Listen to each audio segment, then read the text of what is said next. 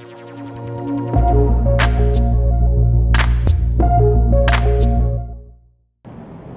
guys, welcome. Today we're here with the Toyota 86. Now this is the 2020 version of the Toyota 86. Right now we are still waiting on the 2022 to come out. We've gotten a little bit of information about it, but we haven't quite gotten to see the car yet. It's not going to be hitting dealers here for a little while, not till the fall. Now they also took a gap year, which is why this is a 2020 and not a 2021. But I figure it's worth a look. It's a good baseline here, especially while we're waiting for the next one. I want to get into one of these before I get into a 2022 when those come out. Now this, Toyota introduced this back in 2012 for the 2013 model year as the FRS. That was under the Scion name.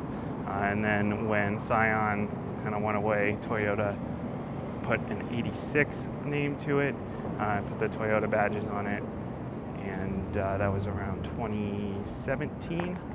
Of course, this shares a platform with Subaru, the Subaru BRZ, which will be definitely noticeable in the engine bay, especially. But go ahead and take a look at this. This is a kind of bare bones sports car, entry level sports car, just under 30 grand. Got you one of these new in a base level trim. That came in a base trim, GT trim, and a Kona edition.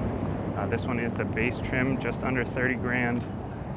Definitely a solid entry level sports car to compete with the Miata. So let's go ahead and take a look here.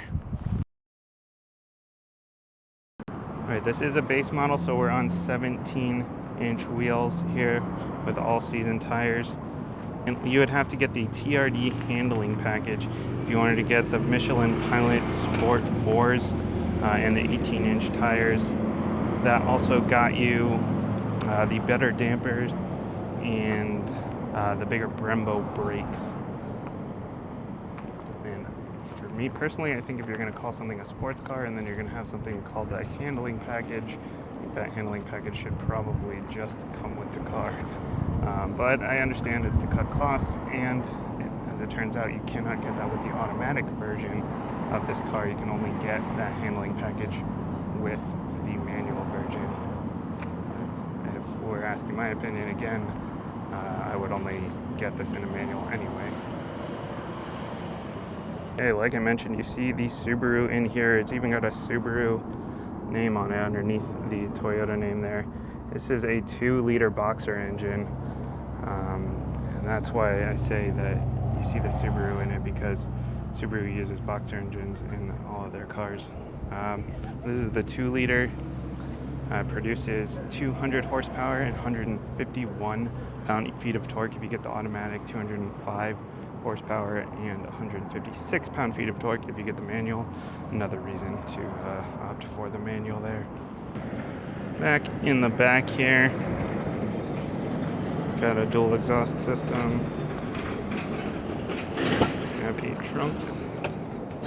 Let's see. It's not too bad back here for a sports car. I'd call that a pretty solid amount of space.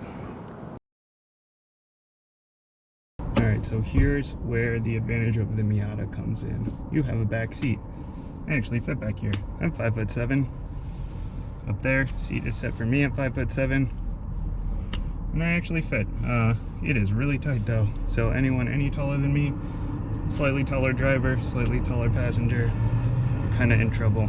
It does have child latches back here, which is nice, but you know, car seats are getting bigger and bigger. Might be a little bit tight trying to fit one of those back here. Maybe if you have a dog would fit back here. A small dog, Chihuahua. Looking around inside here, it's pretty bare bones, no frills here. Full circle steering wheel, none of that D-shaped steering wheel stuff going on. Standard key.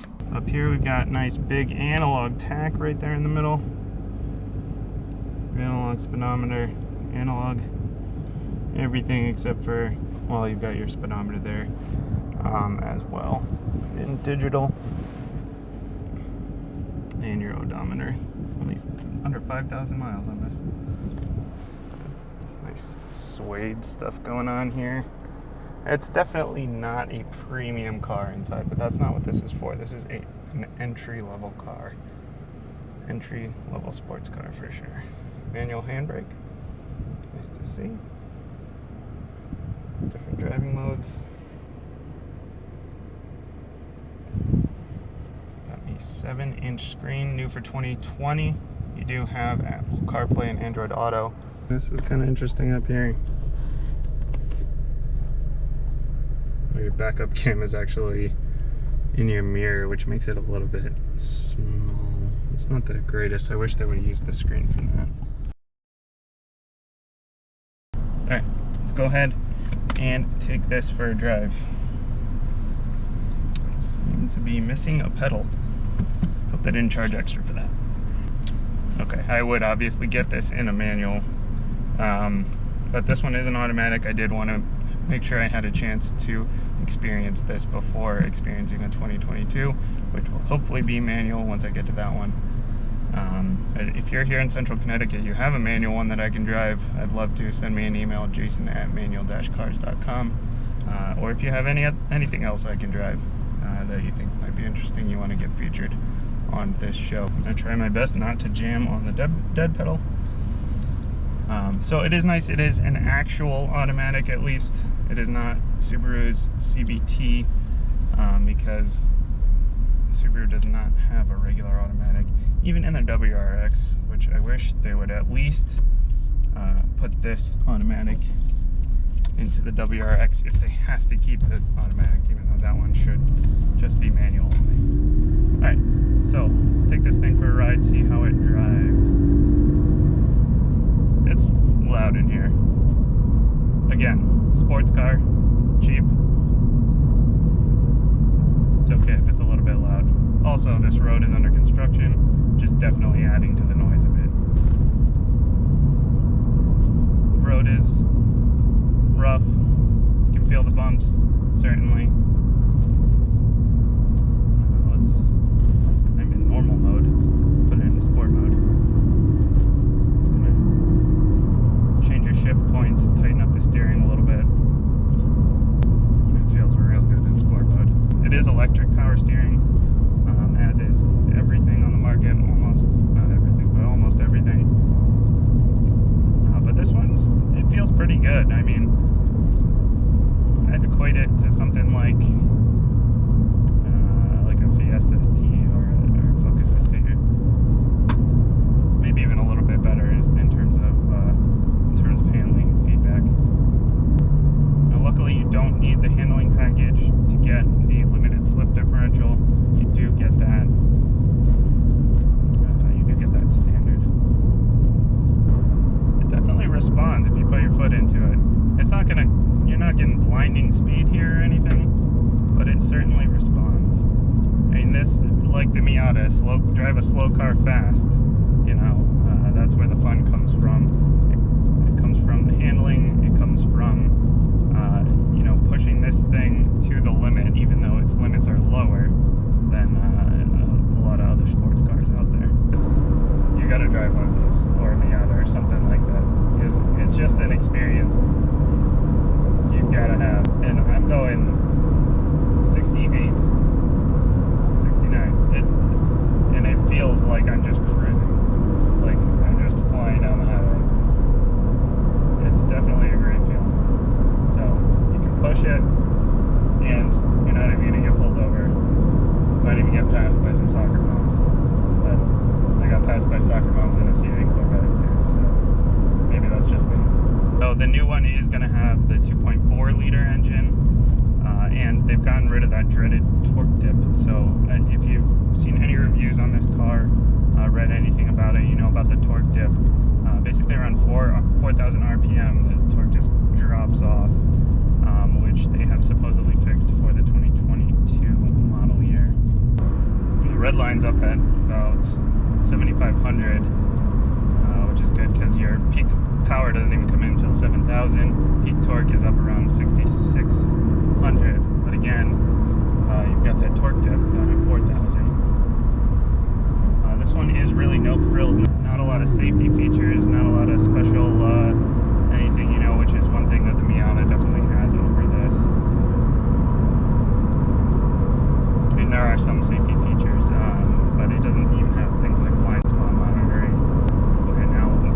this slow. I'm calling it slow, but really, it's slow compared to other sports cars. It's not slow compared to most things out there. 200 horsepower is not really something to laugh at when you've got, a 2,800 pound car. This thing is super light. Pedal shifters respond pretty well here. And we do have good visibility overall for this car. Definitely much better than something like a Mustang, Corvette, Camaro, definitely. Everything has better visibility than a Camaro.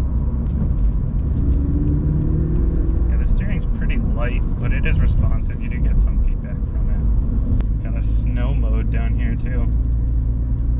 I hope that just locks up the wheels so you can drift easier. Honestly, I don't have a lot to say about this car. It's pretty bare bones, and I love it. The seats are bolstered. They fit me perfectly. They're cloth seats. I mean, they're not super comfortable, but at this price point, they're fine. 27 grand is really kind of that sweet spot for, for an entry-level kind of sporty car. Things like,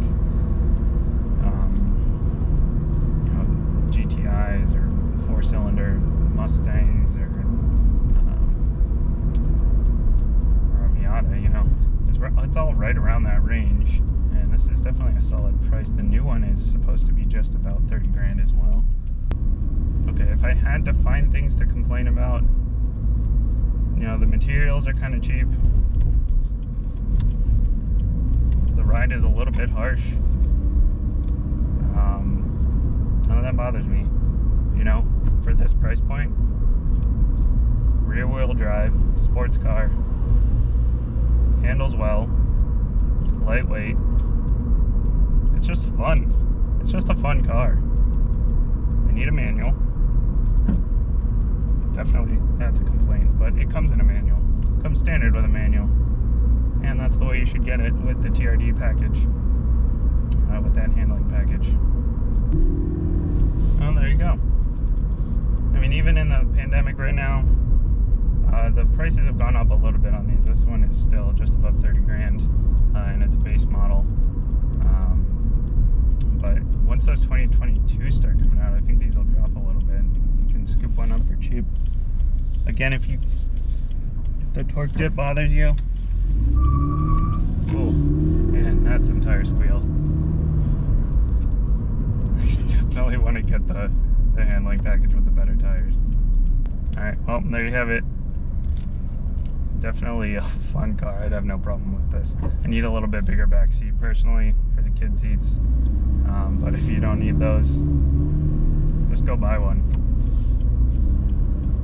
This one's here at Middletown Toyota, here in Middletown, Connecticut. Go talk to Otto, he'll help you out. And yeah, that's it. Thanks for watching. If you got a car for me, jason@manual-cars.com. Send me an email. Otherwise, I will see you next time. Thanks for watching.